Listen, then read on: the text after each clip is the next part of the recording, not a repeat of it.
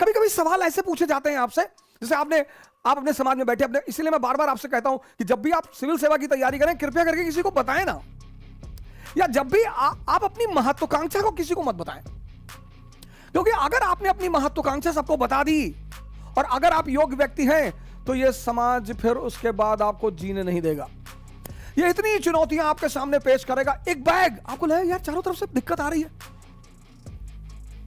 पढ़ना चुनौती नहीं है, ये जो दिन प्रतिदिन की चुनौतियां हैं इनको सामना करना चुनौती है। आपकी बुआ जी ने फोन कर दिया कि भैया वो पापा की बीपी बहुत हाई रहती है तो जल्दी सिलेक्शन ले लो, नहीं तो भैया परेशान तो रहते ही हैं। अब डेली अगर ये बात आपको बताई जाए कि पापा की बीपी हाई रहती, अब आपको लग रहा है कि यार बुआ जी बहुत बड़ी शुभचिंतक है। शुभचिंतक तो सभी हैं, अब शुभचिंता ही कर रही है वो, लेकिन अनजाने में कहीं ना कहीं आपको बेचैनी भी दी जा रही है। मेरा एक स्टूडेंट है, अभी आईएएस है, कर्नाटक कैडर का। जिस दिन उसका इंटरव्यू था उस दिन उसके फादर की डेथ हो गई। जिस दिन उसका इंटरव्यू था उसके एक दिन पहले उसके फादर की डेथ हो गई। उसने शाम को फोन किया, कहा पापा से बात कराओ। तो उसकी मां ने कहा कि देखो, पापा ने कहा कि अब मैं एक आईएएस अधिकारी से बात करूंगा, मैं अपने बेटे से बात नहीं करूंगा, तो अब तुम इंटरव्यू दे लो, उसके बाद ही बात होगी। मैं नाम नहीं लूंगा। अब देखिए मां का रोल देखिए, इसको कहते हैं मां बाप का रोल। किसी को बताया ही नहीं, किसी को डिस्क्लोज ही नहीं किया। लड़के को भी लगा कि हाँ यार एक तो सिंपल सी बात है, चलो पापा ने हो सकता कहा हो, कल इंटरव्यू है फिर बाद में बात करेंगे। इंटरव्यू देके निकला। जब इंटरव्यू देके निकला तो उसे बताया गया कि भैया तुम तुरंत निकलो घर के लिए, और तुम्हारे पापा की हालत बहुत खराब है। आमतौर पर समझदार लोग ऐसे ही कहते हैं कि तुम्हारे पापा की हालत बहुत खराब है, जिससे अगले बंदे में उत्तेजना पैदा ना हो, पैनिकनेस पैदा ना हो। वो घर पहुंचा तो पता चला फादर की डेथ हो चुकी थी। तो उसने अपनी मां से पूछा, सौभाग्य से हमारी मुलाकात हुई तो हमने भी पूछा कि आपने ऐसा क्यों किया। बोली मास्टर साहब एक नुकसान तो हो ही चुका था, दूसरा करना उचित था। और मैं बताऊं वो कभी स्कूल नहीं गई, वो कभी स्कूल नहीं गई थी। क्या समझदारी रही होगी, क्या समझदारी रही होगी उनकी। ये बहुत बड़ा परिवर्तन है आधुनिक युग से पूर्व। और दूसरा आश्रम व्यवस्था, शिक्षा का एक बड़ा महत्वपूर्ण पहलू आश्रम। बहुत स्टूडेंट माने भिक्षु। इसी भिक्षु परंपरा ने आज भारत में एक बड़ी ही हीन परंपरा को जन्म दे दिया, भिखारी। कभी कभी कुछ नोबल चीजें वो ट्रांसफॉर्म होके बड़ा कुरूप रूप ले लेती है। हिंदुस्तान में दान देना धर्म की प्रक्रिया है, इस्लाम में भी है, ईसाईयत में भी है। ये जितने भी गुरुकुल वगैरह चलते थे, आश्रम वगैरह चलते थे, यहां जो स्टूडेंट पढ़ते थे किसी के भी घर के हों, किसी के भी, कृष्ण राजा के घर के हैं, सुदामा आम घर के हैं, किसी भी घर के, राम राजा के घर के हैं, लेकिन जब वो आश्रम जा रहे हैं तो राजा वाजा कुछ नहीं, फिर आश्रम के कानून को उन्हें फॉलो करना पड़ेगा। और स्टूडेंट कैसे रहेगा? भिक्षु की तरह, भिखारी नहीं, भिक्षु। उसे बाहर जाकर भिक्षा मांगनी पड़ेगी, उसे भिक्षा पर आश्रम चलेगा। यह पहला चरण होता था किसी स्टूडेंट के लिए, भिक्षु। क्यों? अहंकार को मारना। आप सीख ही तभी सकते हैं जब आपका अहंकार खत्म हो चुका हो। जैसे हमारे पास बहुत लोग आते हैं, हमारे पापा छत्तीसगढ़ में जीडीपी हैं, डीजीपी हैं सर। अच्छा, तो टेंडर दिलाओगे कोई छत्तीसगढ़ में? नहीं सर, हम तो ऐसे ही बता रहे थे। क्यों बता रहे हो?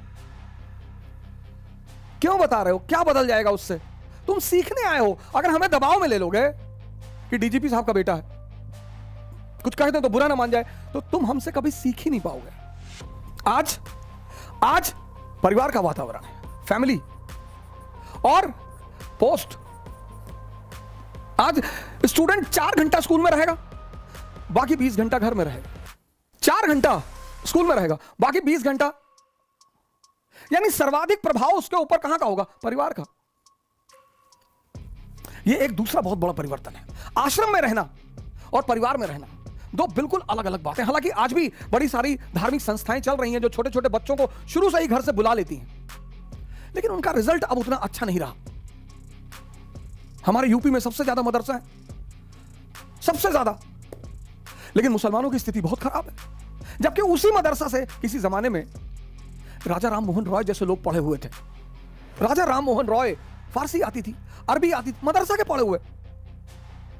आप समझ सकते हैं कि उस जमाने में मदरसा की शिक्षा का स्तर कितना ऊंचा रहा होगा। सर, शिक्षा का कोई भी स्थल बुरा नहीं होता, होता ही नहीं सर। शिक्षा का कोई भी स्तर बुरा नहीं होता, होता ही नहीं। राजा राममोहन रॉय जैसा व्यक्तित्व, आपने कभी पता करने की कोशिश की कि बीरबल कहां से पढ़े हुए थे? इतनी महान हस्ती, इतने सारे चुटकुले आप सुनते हैं बीरबल और अकबर के, लेकिन आपने कभी पता करने की कोशिश किया कि ये पढ़े कहां से थे? इनका गुरु कौन था? इतना महान व्यक्तित्व। एक आम आदमी मध्यकाल में शाही वर्ग का दर्जा प्राप्त कर रहा है, बड़ी बात है सर। आज हिंदुस्तान का जो शाही वर्ग है वो आम आदमी के बच्चे को अंदर नहीं आने देगा। वो तो हिंदुस्तान के मध्यम वर्ग के पास, आम आदमी के पास एक दरवाजा है शाही वर्ग में जाने की, और वो है सिविल सेवा, और कोई दरवाजा नहीं। ये जो हिंदुस्तान का आम आदमी है इसके पास एक ही दरवाजा है शाही वर्ग में जाने की, और वो है सिविल सेवा। बाकी अन्य सारे दरवाजे इन शाही वर्गों ने बंद कर रखे हैं, आने ही नहीं देंगे। आप किसी भी जाति को, किसी भी धर्म को, उनका हर जगह अपना एक दबदबा है, उन्होंने अपनी एक सर्कल बना रखी है, उस सर्कल के अंदर आपको कभी नहीं आने देंगे। बस उनकी एक ही जगह अभी तक नहीं चल रही है, वो है सिविल सेवा। और जिस दिन सिविल सेवा में भी वो दरवाजा बना लेंगे कि हम ही अंदर जाएंगे, उस दिन ये देश खतरे में आ जाएगा। उस दिन इस देश को खतरे में आना है। मैं बीरबल की बात कर रहा था। बीरबल को जब दरबार में शामिल करने का वक्त आया, अकबर बड़े प्रभावित थे, पंडित महेश दास बहुत ज्यादा प्रभावित, लेकिन बीरबल एक आम परिवार से थे। अब अकबर के सामने समस्या यह थी कि कैसे सामंतों को, कैसे इन शाही लोगों को तैयार किया जाए कि एक आम आदमी को दरबार में बैठने की अनुमति मिले, उसको शाही दर्जा मिले। अकबर ने बुलवाया बीरबल को, महेश दास को, कि दरबार में आओ, वहीं पर विचार करेंगे। अब कहानी पर गौर करिएगा सर, कहानी का संदेश क्या है? कहानियां सिर्फ सुनने के लिए नहीं होती, हर कहानी में एक संदेश है। अगर उस संदेश को आपने पकड़ लिया तो कहानी का मूल आपके लिए कीमती हो जाएगा। तो आए महेश दास, दरबार में आए तो अकबर ने अपने शाही वर्ग से पूछा, मुल्ला दो प्याजा से पूछा कि मुल्ला जी ये बताइए कि ये महेश दास जी को दरबार में शामिल किया जा सकता है? उन्होंने कहा नहीं सर, ये तो नियम के खिलाफ है सर, एक आम आदमी को दरबार में कैसे जगह दी जा सकती है? अरे बोले कोई रास्ता है? बोले सरकार एक रास्ता है। तो बोले कौन सा रास्ता? बोले सरकार रास्ता ये है कि मैं इनसे सवाल करूंगा, इनकी परीक्षा लूंगा, और अगर इन्होंने हमारे सवालों का जवाब दे दिया तो इनको दरबार में स्थान मिल जाएगा। अकबर पलटे बीरबल की तरफ, हाँ भाई महेश दास परीक्षा देने के लिए तैयार हो? हाँ बोले सरकार बिल्कुल तैयार है। तो मुल्ला तो प्यादा ने बीरबल से पूछा कि बीरबल ये बताओ कि मेरे मन में क्या चल रहा है। अब ये कौन बता पाएगा कि किसी के मन में क्या चल रहा है? ऐसे सवाल किए जाते हैं जब किसी को बाहर निकालना होता है किसी चीज से। एक बैंक का इंटरव्यू चल रहा था, एक ही पद का इंटरव्यू था, बस एक पद का, और 64 लोग इंटरव्यू देने वाले थे। तो एक हमारे जाट मित्र हैं, उनके भाई गए थे इंटरव्यू देने। तो इंटरव्यू वाले बोर्ड ने पूछा कि ये बताओ ताजमहल किसने बनवाया? बोले ताजमहल तो जवाहरलाल नेहरू ने बनवाया था। अरे उसने कहा तुम्हारा दिमाग खराब है, ताजमहल जवाहरलाल नेहरू ने बनवाया था? इतना भी नहीं पता तुमको? अरे बोले बता दूं कि शाहजहां ने बनवाया था तो क्या नौकरी दे दोगे? बोले अगर बता दूं, एक ही पोस्ट है, 64 लोग हैं, हमें पता है सिफारिश आ चुकी होगी, तुम हमको वैसे भी नहीं लोगे।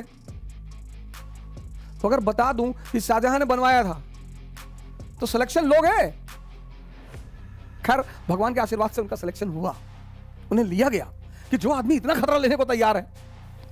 तो मैं बात कर रहा था कि बीरबल कहां के पढ़े हुए हैं, बीरबल के पास इतना दिमाग कहां से आया? तो मौलाना ने पूछा, मुल्ला तो प्याजा ने पूछा कि बीरबल ये महेश दास ये बताओ मेरे मन में क्या चल रहा है?